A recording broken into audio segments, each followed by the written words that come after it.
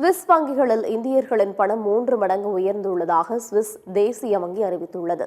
சுவிட்சர்லாந்தில் உள்ள பல்வேறு வங்கிகளில் ஏராளமான இந்திய தனிநபர்கள் மற்றும் நிறுவனங்கள் கோடிக்கணக்கில் நிதியை இருப்பு வைத்துள்ளனர்.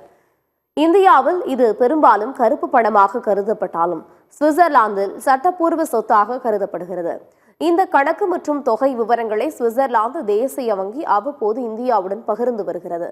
அதன்படி சுவிஸ் வங்கிகளில் இந்தியர்களின் தனிநபர் கணக்குகளில் டெபாசிட் 11% அதிகரித்து மொத்தம் 3675 கோடி ரூபாயாக உயர்ந்துள்ளதாக தெரிவிக்கப்பட்டுள்ளது.